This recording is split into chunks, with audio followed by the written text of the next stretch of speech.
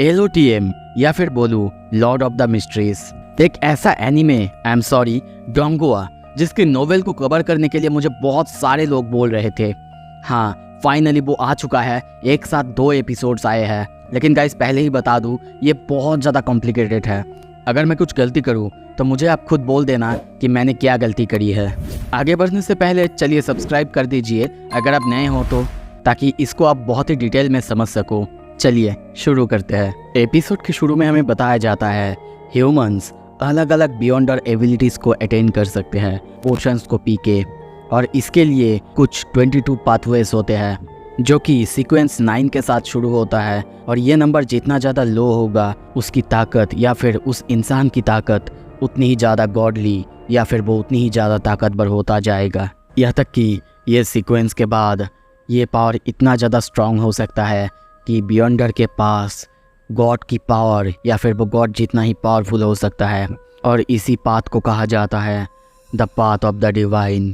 तो अब final episode चालू होता है और शुरू में ही हम तिंगेन नाम के एक सिटी, इस शहर का नाम है तिंगेन, जिसका कि खात्मा होने वाला है और तारीख है 9 सितंबर 1349। हम एक मॉन्स्टर को रिलीज होते हुए देखते हैं, एक बंदे को फाइट करते हुए, पर वो बंदा उससे हार जाता है और मर जाता है।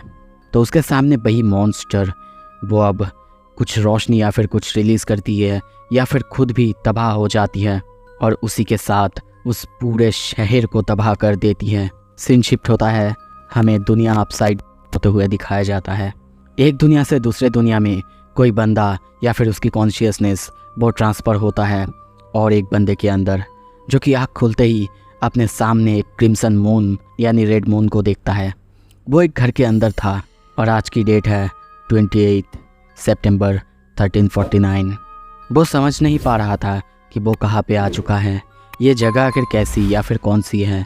पर तभी वो अपने सामने एक गन को देखता है, डर जाता है।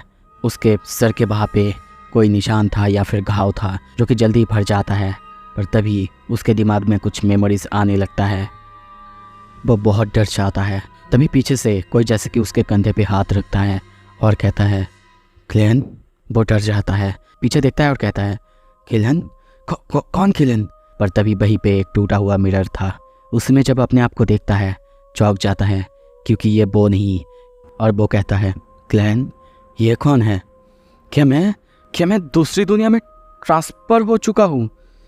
और इसी के साथ सीन शिफ्ट होता है, हम किसी और एक जगह पे कुछ लोगों को मरा हुआ देखते हैं। इस दुनिया के पुलिस वाले वो लोग उन्हें देखने के लिए आए थे। वहीं पे 2 लोगों को अजीब तरीके से मरा हुआ देखते हैं। वो लोग कहते हैं कि ये कोई सुसाइड था, पर यहाँ पे ब्लैक मैजिक वो भी परफॉर्म किया गया था। और वहीं पे हम क्लेन की पिक्चर को देखते हैं। उसके बारे में वो कैप्टन यानी पुलिस वाले की कैप्टन वो पूछता है। वो बताता है ये इनके साथ ही पढ़ता था, हिस्ट्री ग्रेजुएट, और उसके मॉम डैड नहीं है, इसी वजह से वो अपनी सिबलिंग्स के साथ रहता है। हम दूसरी तरफ अब क्लेन को देखते हैं। वो अपने बारे में सब कुछ जानने लगता है, जैसे कि किलियन मोती वो तिंगेन सिटी में रहता है जो कि अवा कंट्री के अंदर है। और तभी वो उसके सामने एक नोटबुक यानी क्लेन की नोटबुक को पढ़ने लगता है, जहाँ पे कुछ अलग अलग सा लिखा हुआ था, जैसे कि उसके साथ क्या क्या हुआ था। और आगे एक एक करके जब वो नोटबुक पढ़ने लगता है वो बहुत ज़्यादा शौक होने लगता है। और उसी में उसे पता चलता है एंटिगोनस फैमिली के बारे में।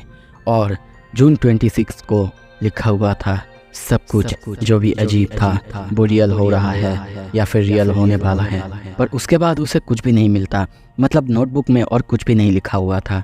पर तभी नोटबुक का पेज अपने आप पलटता है। एक पेज उसके सामने लिखा हुआ था सब कोई मरने वाले हैं, इंक्लूडिंग मी। और ये देखते ही वो पूरी तरह से डर जाता है। वो और कुछ सोचता, तभी उसके साइड के रूम से आवाज़ आता है। यह और कोई नहीं बल्कि उसकी बहन मेलिसा थी। वो अंदर आती पर उससे पहले ही केलिन लगभग सब कुछ साफ कर चुका था सिवाय अपनी गन को। और वो जब अंदर आती है वो किसी तरीके से गन को छुपाने की कोशिश करता, पर वहाँ पे साउंड होता है जिसकी वजह से उसे अपनी वॉच का या फिर स्टॉप वॉच का बहाना देना पड़ता है। ये देख के उसकी बहन उस वॉच को ठीक तो कर देती है और उसे ताना भी मारती है। और अब जाने के बाद क्लीन सब कुछ साफ करता है और वो अपने सिचुएशन के बारे में सोचने लगता है कि उसके साथ क्या हुआ और ये सब कुछ आखिर कैसे हो सकता है। गोली मारने की वजह से किलिन की बहुत सारी मेमोरीज वो अभी भी शैटर्ड है, पर उसे अब तक समझ नहीं आया वो यहाँ पे कैसे आया और क्यों, या आखिर उसने ऐसा क्या किया था कि उसके साथ ऐसा हुआ। सब कुछ नॉर्मल था, पर हाँ तभी याद आता है कि उसने लक एनहांसमेंट रिचुअल किया था, जिसकी वजह से क्या ये सब कुछ हुआ है।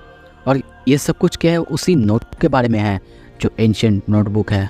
उसे कुछ भी समझ नहीं आ रहा था, पर तभी उसकी बहन उसके लिए ब्रेड तैयार करती है और खाने के लिए कहती है, और वो काम पे निकलने से पहले उसे बाहर से ब्रेड और लैम्प लाने के लिए कहती है। उसके जाने के बाद वो फिर से अब सिचुएशन के बारे में सोचने लगता है। सोचता है कि एक रिवॉल्वर वो तो बहुत ज़्यादा साउंड करता है, और मेलिसा वो साइड के रूम में ही थी, उसे कैसे साउंड सुनाई नहीं दिया। अब सीन शिफ्ट होता है, बाहर दुकान से हम उसे ब्रेड खरीदते हुए देखते हैं, पर वहीं पे वो कुछ नोटिस करता है। एक बंदा शायद उसके ही पीछे पड़ा हुआ था, और ये समझ आते ही वो वहाँ से पे करके निकल जाता है, और हमें अब इस बहुत ही खूबसूरत से शहर को दिखाया जाता है। वो अब सिटी को एक्सप्लोर करने लगता है। वहीं पे कुछ लोगों को वो टैरोट कार्ड खेलते हुए देखता है और सोचता है 100 साल पहले इसे रोजवेल कास्टब ने इन्वेंट करा था, शायद वो भी मेरी तरह एक ट्रांसम्यूटर था। तभी उसके हाथ से कॉइन गिर जाता है, वो उस कॉइन को उठाता है, और तभी वहाँ पे शायद उसी बंदे को नोटिस करता है। वो अपनी बंदूक पे हाथ रखता है, पर जब ऊपर देखता है ये एक जोकर था जो कि अपने सर्कस के लिए उसे इनवाइट कर रहा था। और इससे यहाँ पे फिर से शक होता है, और इसी वजह से बाहर से वो जल्दी जल्दी निकलने लगता है। पर हमें दिखाया जाता है सच में कुछ लोग यहाँ पे उसके पीछे थे। दौड़ते दौड़ते या फिर जल्दी जल्दी जाते जाते वो एक टेंट के अंदर आ जाता है, जहाँ पे शायद टैरोट कार्ड रीड करने वाली थी। यहाँ से वो बाहर अब जा नहीं सकता था, और इसी वजह से इसके अंदर जो कार्ड पढ़ने वाली थी वो उसे इंसिस्ट करने लगती है, और अब कोई रास्ता ना देख के वो वहाँ पे बैठ जाता है। पहले पूछ लेता है कि ये फ्री में है कि नहीं। जब उसे कंफर्म होता है तब वो उसे कार्ड रीड करने देती है, और उसमें से 3 कार्ड, यानी वो अपना पास्ट, प्रेजेंट और फ्यूचर देखना चाहता है, और इसी वजह से 3 अलग अलग कार्ड वो लेडी उसके सामने लाती है। और उसमें से सबसे पहले वो अपना प्रेजेंट वाला कार्ड वो ओपन करता है, और उसमें लिखा हुआ था द फूल। पर वो इसके बारे में कुछ सोचता समझ पाता उससे पहले तभी हम देखते हैं वहाँ पे और एक लेडी आती है, और हमें यहाँ पे पता चलता है जो अब तक कार्ड पढ़ रही थी वो दरअसल एक बीस्ट टैमर है और कुछ नहीं। और ये जान के वो हंसता है, पर तभी वहाँ पे वही आदमी फिर से अंदर आने लगता है, और वो देखते ही वो वहाँ से भाग जाता है। कुछ देर बाद हम उसे घर पे देखते हैं, वो फिर से वही रिचुअल करने लगता है घर वापस जाने के लिए, यानी लक इनहेंसमेंट रिचुअल। और उसके बाद कुछ अजीब होने लगता है, जैसे कि वहाँ पे जितने भी तालिस्मान या फिर कुछ कार्ड्स थे वो उड़ने लगते हैं। और दूसरी तरफ हम देखते हैं वही आदमी शायद उसको ढूंढते हुए उसके ही घर आ रहा था, पर तभी जब वो आँख खोलता है वो देखता है कि कुछ भी नहीं हुआ था। वो कहता भी है क्या कुछ नहीं हुआ, पर तभी उसका सर बहुत खतरनाक तरीके से दर्द करने लगता है। और अब जिन तालिस्मान में लिखा हुआ था द सेलेस्टियल वर्दी वो मिट जाते हैं, और तभी उसके साथ कुछ अजीब होने लगता है। एक लाल क्रिस्टल जैसी कोई चीज़ बॉडी के चारों तरफ आने जाने लगता है। उसके घर के चारों तरफ हम देखते हैं दर्द से वो चीखता है, और तभी उसी फ्लोर पे जोरदार एक पंच मारता है, जिसके वजह से फिर से दुनिया अपसाइड डाउन होता है, और वो अपने आप को किसी अजीब से दुनिया में अजीब से जगह पे फिर से पाता है, जहाँ पे चारों तरफ क्लाउड्स ही थे और कुछ भी नहीं। और जब वो देखता है आसपास, वहाँ पे लाल और नील रोशनी जैसा कुछ था। उसके साथ टच होते ही वो कुछ अजीब होने लगता है। दूसरी तरफ हम एक लड़की को एक टूटे हुए मिरर पे देख के किसी को समन करने की बात करते हुए देखते हैं, और फिर दुनिया की दूसरी छोर में हम एक लड़के को देखते हैं जो कि समंदर में है, और अब दोनों समन होके उसके सामने आते हैं। पहले तो वो दोनों समझ नहीं पा रहे थे कि वो दोनों यहाँ पे कैसे आए, और इसी वजह से उन्हीं में से वो लड़की वो क्लीन से पूछती है एक्सक्यूज़ मी, हम यहाँ पे कैसे आए और आप कौन हैं। और यहाँ पे क्लियन को वो समझ नहीं आ रहा था ये दोनों यहाँ पे कैसे। और तभी वो लड़की कहती है क्या आप इस डिवाइन रेल्म की ओनर है। क्लियन ये सुन के सोचता है क्या डिवाइन रेल्म, पर एक डिवाइन रेल्म में कोई श्राइन नहीं है, ये कैसे हो सकता है। और उसके सोचने से ही ये पूरा जगह बदलने लगता है, चेंज होने लगता है सब कुछ, और वहाँ पे कुछ बड़े बड़े श्राइन और सब कुछ अपीयर होने लगता है। क्लिन खुद बहुत ज़्यादा शॉक होता है, उसे समझ नहीं आता उसके पास इतना ज़्यादा पावर कैसे आ सकता है। क्या उसने बस अपनी सोच से इसको बना डाला, क्या वो ग्रे फॉग का इस्तेमाल कर सकता है। और तभी वो अपने हाथ आगे करता है, जिससे वहाँ पे फिर से एक बहुत बड़ी सी राउंड टेबल तैयार हो जाता है। ये देख के अब वही बंदा जिसको कि उसने समन किया था वो पूछता है वो यहाँ पे कैसे आया और आखिर वो कौन है। ये सुनते ही क्लीन अफसोस में पड़ जाता है। वो आखिर वो है कौन? क्या वो क्लीन मोरेटी है या फिर जो कि उसका पहले वाला रूप था? और तभी वो आता है, अपने सिंहासन में बैठता है और कहता है मेरा नाम है फूल, द फूल। और तभी वहाँ पे बस अपनी इशारों से कुछ और सिंहासन अपीयर कराता है जिसमें कि वो दोनों बैठते हैं। तभी वो लड़की वो कहती है क्या आपका ये सब कुछ ख़त्म हो गया है? क्या हम लोग घर जा सकते हैं? और इसके बाद वो लड़की अलग अलग सवाल करने लगती है, जैसे कि वो ऐसा कैसे कर सकता है? क्या वो कोई बियॉन्डर है या फिर बियॉन्डर कैसे बना जा सकता है? ये सुन के वो उस आदमी को दिखाते हुए कहता है कि ये शायद मुझसे अच्छा ये जेंटलमैन कह पाएगा। ये सुन के वो बंदा वो सोचता है ये फूल यानी मिस्टर फूल वो बहुत ज़्यादा ताकतवर हो सकते हैं, क्योंकि मैं जो कि दुनिया के दूसरे छोर से और ये लेडी जो कि किसी और छोर से है, वो दोनों को अगर आमने सामने ला सकता है तो वो कुछ भी कर सकता है। और इसी वजह से अपने सामने कोई रास्ता ना देख के वो बियॉन्डर बनने का तरीका बताने लगता है, जैसे कि वो किसी चर्च में जा सकती है, किसी नोबल फैमिली में, या फिर अलग अलग तरीका, या फिर हमेशा हर कोई बियॉन्डर्स बने ऐसा नहीं है, क्योंकि बियॉन्डर्स बनना आसान नहीं है। ये सब सुन के क्लेन भी सोचने लगता है क्या अगर ये बात है, मेरा ये ग्रे फॉग का पावर, ट्रांसम्यूग्रेशन, ये सब कुछ क्या एक बियॉन्डर्स पावर है? क्या मेरे पास एक बियॉन्डर लेवल की पावर है या फिर कुछ और?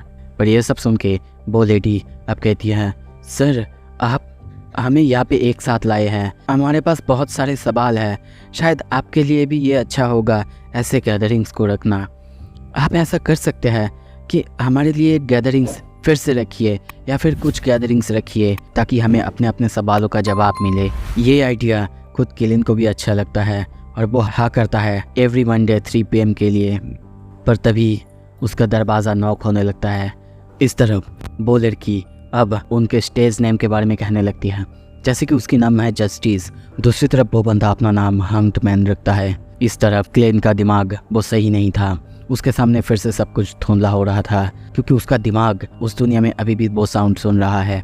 और इसी वजह से वो जल्दी से जल्दी उस गैदरिंग को ख़त्म करता है। और अब उसके ही सामने वो दोनों गायब होते हैं और अपनी अपनी जगह पे अपनी अपनी दुनिया में आ जाते हैं। और अब किलिन भी वापस अपने रूम के अंदर, वो जब देखता है बाहर कुछ पुलिस वाले थे, वो किसी तरीके से वापस आता है और कहता है आई एम सॉरी, मैं थोड़ा सा सो गया था।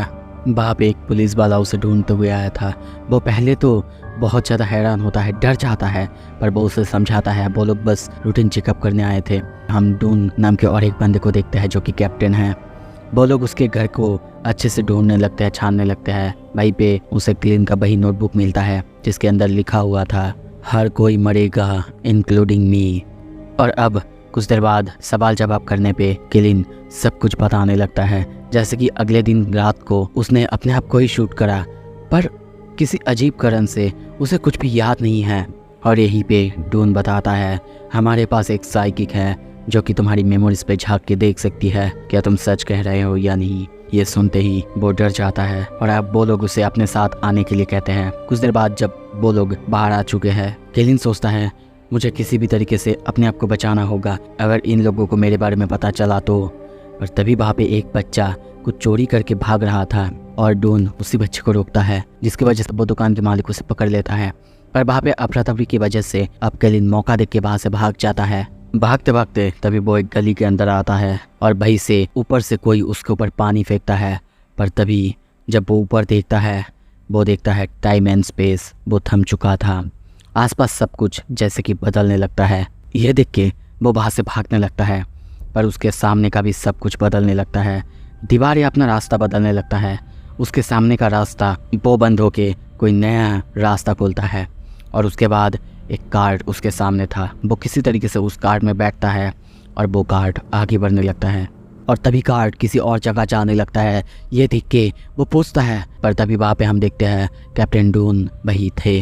पर तभी वो उठता है, देखता है वो अपने ही कमरे में है मतलब क्या ये सब कुछ सपना था या फिर यही उसके लिए सपना है, उसे समझ नहीं आ रहा था। तभी दरवाज़ा खोलता है और अपने सामने उसके सपने में ही वो फिर से ऑफिसर डून को देखता है। वो समझ नहीं पा रहा था उसने आखिर क्या किया है, क्या उसने उसके ड्रीम्स को ही मैनिपुलेट करा है। पर तभी डून उसे समझाता है कि रात को वो लोग यानी नाइट वर्क्स वो बहुत बहुत ज़्यादा पावरफुल है, जितना कि मॉरिटी सोच भी नहीं सकता। और तभी वो दोनों अपने आप को ऊपर पाते हैं। वो कुछ समझ पाता उससे पहले ही पीछे से कोई लड़की आके उसे ग्रैब कर लेती है और उसके सामने अब सब कुछ अंधेरा था। कुछ ही देर बाद वो अपने ही दिमाग के अंदर जगता है, जहाँ पे वो अपने मॉम डैड को देखता है। पर वो कुछ और समझता उससे पहले ही वो उसी लड़की की आवाज़ सुनता है जो कि उसकी मेमोरीज़ को अच्छे से ढूंढ रहा था, उसकी मेमोरीज़ में छुपी हुई यादों को ढूंढ रही थी। पर केलिन समझ जाता है कि शायद वो उसकी मॉम डैड को ढूंढ नहीं पा रही है या फिर देख नहीं पा रही है उसी ग्रे फॉग की वजह से। अब वो लड़की फिर से उसके पास आती है और उससे उसी नोटबुक के बारे में पूछने लगती है 27 जून में उस घर में क्या हुआ था वेल्स होम में, बताओ। केलिन कहने लगता है मुझे कुछ भी नहीं पता मुझे। पर वो लड़की बार बार पूछती है बताओ तुम वहाँ पे क्या कर रहे थे, वो लोग आखिर मरे क्यों, बताओ। पर यहाँ पे उसके दिमाग के अंदर भी उसके हाथ में वही गन था जिससे वो अपने आप को शूट कर लेता है। प्रेजेंट में हम देखते हैं मॉरिटी जब अपनी आँख खोलता है सामने उन्हीं दोनों को यानी डून और उसी लड़की को बात करते हुए देखता है। उस लड़की को भी कुछ भी समझ नहीं आया क्योंकि ऐसा पावर कभी भी उसके सामने नहीं आया था। वो इस पावर के सामने जैसे कि कुछ भी नहीं थी और इसी वजह से वो लड़की उसे भी केयरफुल रहने के लिए कहता है। तभी डून उसे कहता है देखो एंटिगोनस फैमिली की नोटबुक वो अभी भी नहीं मिल रहा है और तुम अभी भी खतरे में हो, पर हम तुम्हारी बेबी सिटिंग नहीं कर सकते और हम तुम्हें सेफ भी नहीं रख सकते। केलिन थोड़ा सा सैड होता है पर तभी वो कहता है और इसी वजह से क्या तुम हमें ज्वाइन करना चाहोगे और क्या बनना चाहोगे एक बियॉन्डर। और ये सुनते ही केलिन बहुत ज़्यादा शॉक हो जाता है। तो अब आगे क्या होगा, क्या केलिन एक बियॉन्डर बनेगा, आखिर ये मिस्ट्री क्या है, उसे इस दुनिया में आखिर लाया ही कौन और क्यों, वो ग्रे फॉग उसकी पावर्स ये सब कुछ कैसे काम करता है, सब कुछ अगर जानना है जल्दी से जल्दी लाइक करो, शेयर करो और हाँ सब्सक्राइब करना मत भूलना। Thank you so much, stay tuned.